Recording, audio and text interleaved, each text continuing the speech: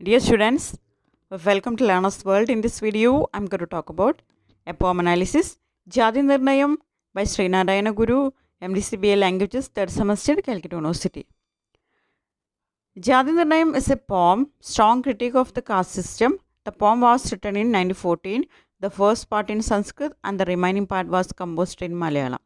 Jadi Nirnayam എന്ന് പറയുന്നത് ജാതി സമ്പ്രദായത്തിനെതിരെ വിമർശിക്കുന്ന ഒരു കവിതയാണ്. 1914 ഇത് എഴുതുന്നത്.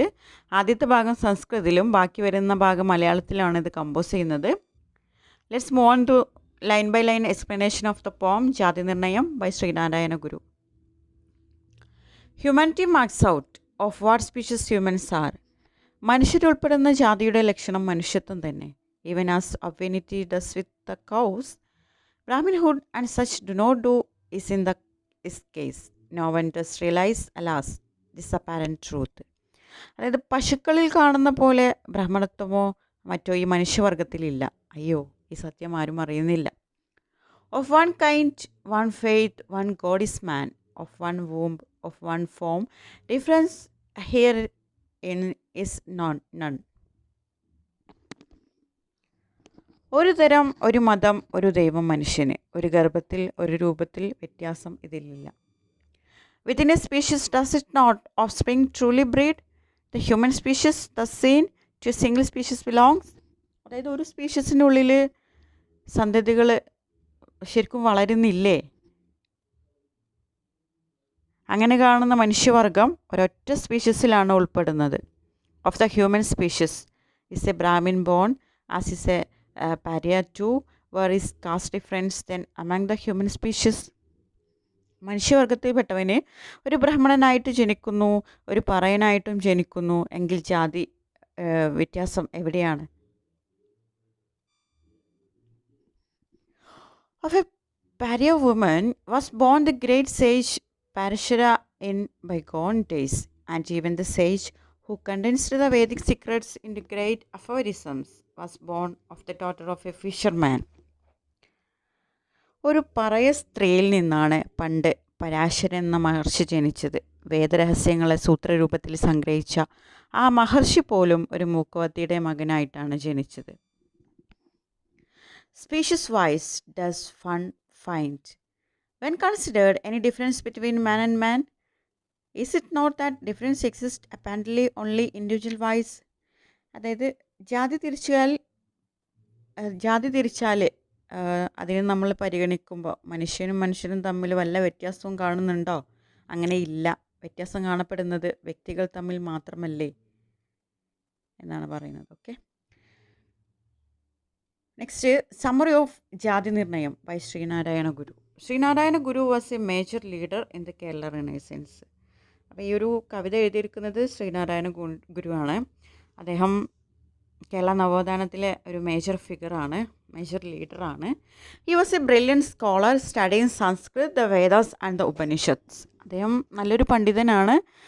സംസ്കൃത്, വേദാസ്, ഉപനിഷത്സ് ഒക്കെ ലേൺ ചെയ്തിട്ടുള്ള ഒരു പണ്ഡിതനാണ്. His main goal was to fight the cruel system of casteism and promote equality among all human beings. അദ്ദേഹത്തിൻ്റെ പ്രധാന ലക്ഷ്യം എന്ന് പറയുന്നത് സമൂഹത്തിൽ നടമാടിക്കൊണ്ടിരിക്കുന്ന ജാതി സമ്പ്രദായത്തെ ഇല്ലാതാക്കുക, അതുപോലെ ഇക്വാലിറ്റി, എല്ലാ മനുഷ്യർക്കിടയിലും, മനുഷ്യൻ എന്ന് പറയുന്നത് എല്ലാ മനുഷ്യനിടയിലുള്ള എല്ലാവരും ഒരു സ്പീഷീസിൽ നിന്ന് വന്നിട്ടുള്ളതാണ്. എല്ലാവരും ഒന്നാണെന്ന് പറയുന്നത് അത് ഒരു ജാതിയുടെ അടിസ്ഥാനത്തിൽ അവയെ ഡിസ്ക്രിമിനേറ്റ്, അതായത് വ്യത്യാസം കാണിക്കേണ്ടതില്ല. അപ്പോൾ ഈക്വാലിറ്റി, മനുഷ്യർക്കിടയിൽ ഈക്വാലിറ്റി അദ്ദേഹം പ്രൊമോട്ട് ചെയ്യാൻ ശ്രമിക്കുന്നുണ്ട്. His famous saying summarises his belief, one caste, one religion and one god for human beings. അദ്ദേഹം പറഞ്ഞിട്ടുള്ള ഒരു ഫേമസ് ആയിട്ടുള്ള ഒരു കോട്ടാണിത്. അത് അദ്ദേഹത്തിൻ്റെ വിശ്വാസത്തിനെ തന്നെ സമറൈസ് ചെയ്യുന്നുണ്ട്. വൺ കാസ്റ്റ്, ഒരു ജാതി, വൺ റിലീജിയൻ, ഒരു മതം, and one god for human beings, മനുഷ്യർക്കൊരു ദൈവം എന്നുള്ള രീതിയിലാണ് അദ്ദേഹം പറയുന്നത്. He built temples for marginalized people who were not allowed to enter temples meant for upper classes. അദ്ദേഹം താഴെക്കിടയിലുള്ള, അതായത് മാർജിനലൈസ്ഡ് ആയിട്ടുള്ള, സമൂഹത്തിൽ നിന്ന് മാറ്റി നിർത്തപ്പെട്ട, ജാതിയുടെ പേരിൽ മാറ്റി നിർത്തപ്പെട്ട താഴേക്കിടയിലുള്ള പിന്നോക്ക വിഭാഗക്കാർക്ക് അദ്ദേഹം ടെമ്പിൾസ്, അമ്പലങ്ങളൊക്കെ പണിത് കൊടുക്കുമായിരുന്നു അവർക്ക് ഉപയോഗിക്കാൻ വേണ്ടിയിട്ട്. അതായത് അപ്പർ ക്ലാസ്സസ്, ഉയർന്ന ജാതിയിലുള്ള ആൾക്കാർ നിർമ്മിച്ച അമ്പലത്തിൽ ഇവർക്ക് പ്രവേശനമില്ലായിരുന്നു. He built temples with mirrors instead of idols, teach people that they should look within themselves and build self confidence. അദ്ദേഹം പണിയുന്ന അമ്പലങ്ങളിൽ അദ്ദേഹം ഒരുപാട് മിറേഴ്സ്, അതായത് കണ്ണാടികൾ പിടിപ്പിച്ചിട്ടുണ്ടായിരുന്നു. അതായത് വിഗ്രഹങ്ങൾക്ക് പകരം ഒരുപാട് കണ്ണാടികളായിരുന്നു. ഈ കണ്ണാടിയിൽ നോക്കിക്കഴിഞ്ഞാൽ നമ്മളെ തന്നെ നമുക്ക് കാണാൻ കഴിയും. അതിലൂടെ നമുക്കൊരു സെൽഫ് കോൺഫിഡൻസ് ബിൽഡപ്പ് ചെയ്യാൻ കഴിയും എന്നുള്ളതായിരുന്നു അദ്ദേഹത്തിൻ്റെ ഒരു ആശയം. ജാതി നിർണയം ഇസ് എ പോം ക്രിട്ടിസൈസസ് കാസ്റ്റിസം. അദ്ദേഹത്തിൻ്റെ ഒരു പ്രധാനപ്പെട്ട കവിതയാണ് ജാതി നിർണയം. അത് ജാതി സമ്പ്രദായത്തെയാണ് വിമർശിക്കുന്നത്. He argues that there is no real difference between human beings. അദ്ദേഹം വാദിക്കുന്നത് മനുഷ്യർക്കിടയിൽ ഒരിക്കലും ഒരു സത്യത്തിലൊരു ഡിഫറൻസസ്, ഒരു വ്യത്യാസമില്ല.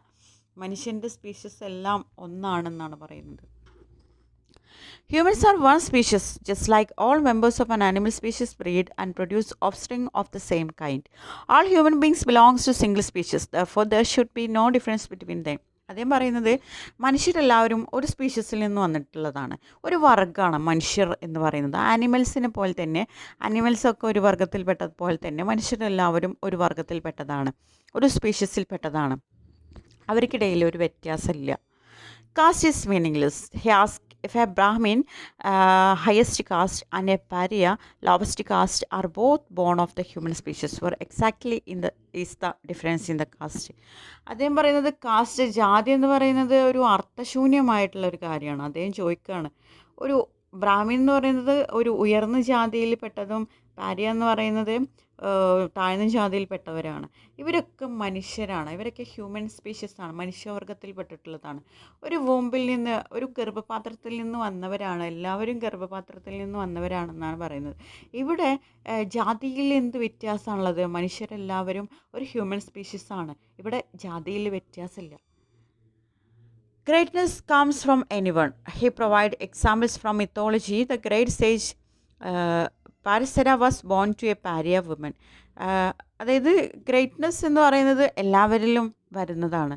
അദ്ദേഹം കുറച്ച് എക്സാമ്പിൾസ് പറയുന്നുണ്ട്, മിത്തോളജിയിലെ എക്സാമ്പിൾസ്. അതിൽ വരുന്നതാണ് ഒരു വലിയൊരു ഒരു മുനി, ഒരു മഹർഷി ഉണ്ടായിരുന്നു, പാരസര. അദ്ദേഹം പാരിയ വുമൺ, ഒരു വുമണിൽ നിന്നാണ് അദ്ദേഹം ബോൺ ചെയ്തിട്ടുള്ളത്.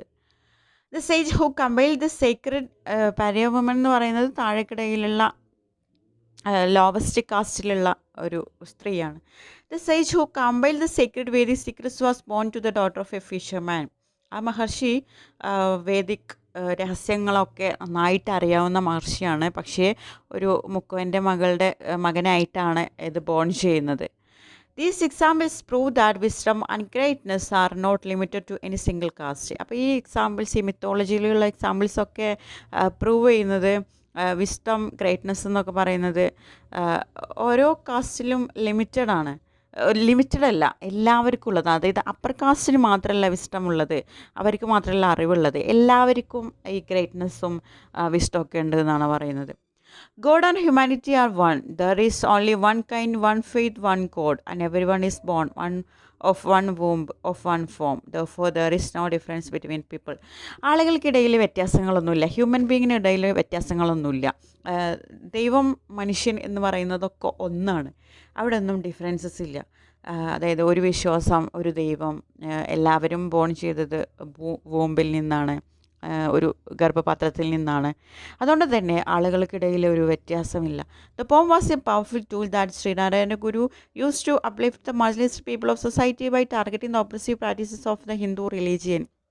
അപ്പോൾ ഇതൊരു പവർഫുൾ ടൂളാണ്, കാസ്റ്റിസത്തിനെതിരെ, ജാതി സമ്പ്രദായത്തിനെതിരെ വിമർശിക്കുന്ന ഒരു പവർഫുള്ളായിട്ടുള്ള ഒരു പോമാണ് ജാതി നിർണയം എന്ന് പറയുന്നത്.